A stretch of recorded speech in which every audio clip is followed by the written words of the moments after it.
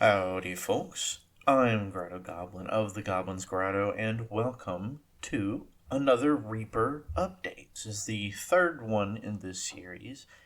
Just to reiterate that I am not sponsored by Reaper Miniatures. I'm just someone who follows all their content and has bought a lot of their minis. It's been a minute since I did one of these, and some stuff has happened. First and foremost, while we're looking at this lovely little background of a pile of 3D printed miniatures, Tales from the Green Griffin Kickstarter, just want to reiterate that is closed. The PM is closed. There were a lot of announcements previously. Kind of was drilling it home in the last videos, and yeah, it's been closed for a bit now. If if somehow you forgot, if you didn't get it in time, you're just gonna have to reach out to Reaper Mini. I think it's like help.reapermini. Just go to the website. You should find some contact forms there. There's a chance that they're not going to be able to do much. Shipping is not going to be collected at this time for everybody. So keep an eye out for that.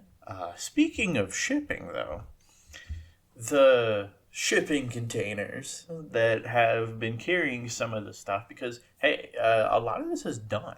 The shipping containers are kind of in a limbo state in transit. If you followed Bones 5, this should be familiar territory. Yeah, perhaps another container watch is on its way. And, yup. Let's, recap the Bones 6 campaign. Can you believe that this started in March 2022? 2 years. 2 years it has been. But hey, that's the life cycle of these sorts of things. So it's been a minute. We don't have a ton to look at here. And, I apologize for the quality on these.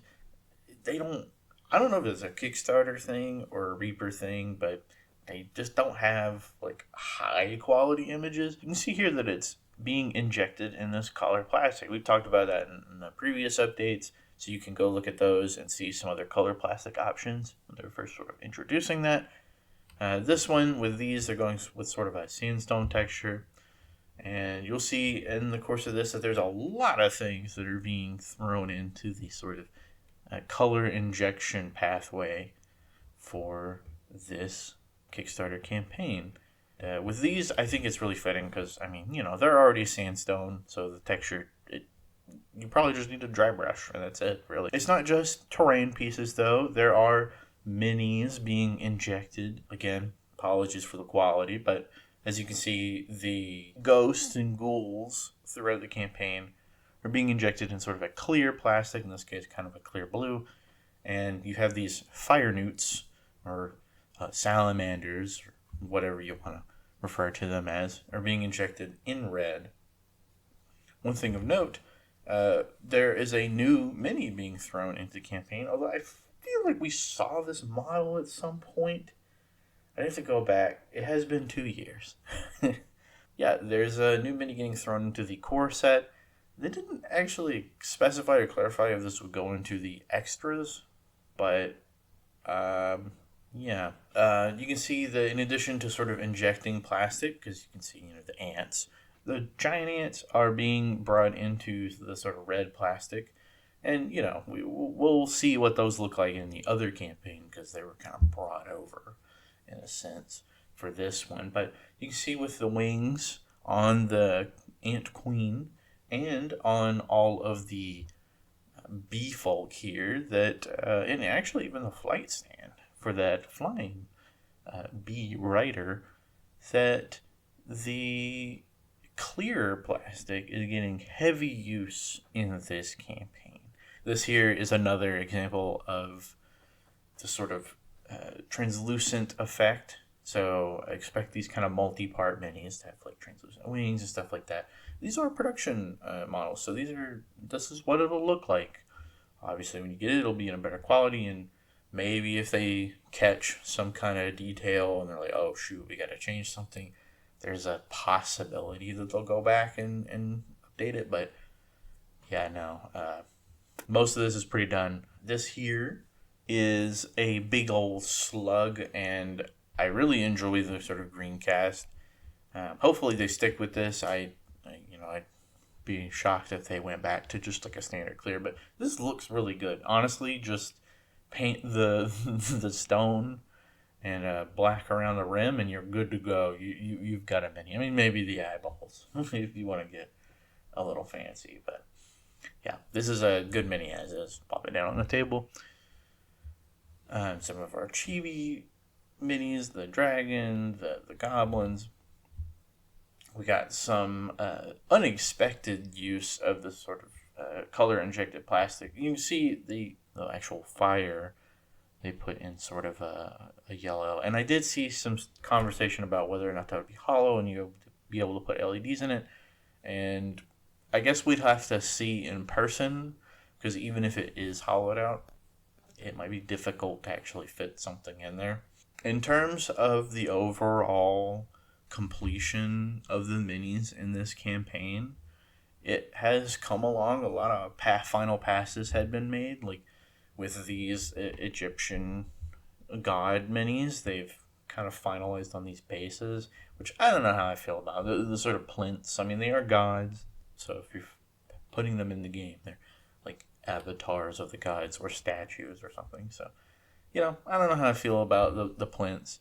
Moving on, the 30th anniversary dragon with the sort of Lich Rider exclusive to this campaign. At least that is the current plan. We can finally see what the mini actually looks like mounted on the dragon. Pretty neat. I like the little harness. It has a little mini dragon head on it as well. But yeah, things are coming along with the Bone 6 campaign. Lots of translucent injections, lots of final production minis on the way. It really is just now that sort of container watch situation as things have slowed down because of that. In the meantime, Reaper's is updating the sort of product packaging and all that. So we'll expect to see things kind of finalized ahead of arrival of these containers. Moving on to Dungeon Dwellers. As I said, I don't really follow the RPG element of this so much. It's more the minis. But there's not actually a ton to talk about with this, except Pledge Manager has opened up for this. So here's the link on screen. It is not exactly the same Pledge Manager as the Bones 5, but it uses the same format. I recommend just going and checking out that. I can go more in depth on the Pledge Manager and sort of my recommendations and things like that in the future. But for now, I just recommend you go perusing and checking that out on your own. If you didn't back the Kickstarter campaign, you can still totally go there and sign up and pledge. Just make sure you use a reliable email that you're not going to lose track of, and definitely get notifications for it, because this also has the whole shipping, pay it at a later date type of thing. So, and we haven't even seen how that's going to go with Bone 6. So you definitely don't want to fall behind on this. The ship, the Sophie's Revenge, as they're calling it, the big pirate ship from Bones 5, among other things from Bones 5, and honestly Bones 4 as well, are in the store. Pretty big deal. But, yeah. Go check out the DDRPG Pledge Manager and make sure that you get all that squared away before the deadline, which we don't know when that will be, but they are adding some stuff as this is going on. So the only other thing of note on the store really that I think is probably worth mentioning is this guy is the figure of the month. So yeah, it is pretty cool looking guy. Obviously he's not going to be sold painted, but yeah, pretty sick mini. That's gonna pretty much be it for the sort of Reaper updates this time around. Not a ton, some cool, production shots, interesting development with the color injection plastics. There's another Dungeons and Lasers Kickstarter campaign that's launching like today, at the time that I'm recording and uploading this. Probably already out right now, honestly. where they've shown off some new technology, apparently, for making color printing over there. Archon Studios, they're doing some crazy stuff. So I definitely recommend checking that out. I'll talk about that at some point on here as well. But of course, if you want to support what I'm doing here, there's QR code on screen, links. But yeah, thank you so much for watching. I really appreciate your viewership and support, whether it's liking, commenting, subscribing, just watching. It all helps and makes my day in the end. So, all that being said, I've been me, you've been you, and thank you so much for watching. Okay, if you got them, let's go paint some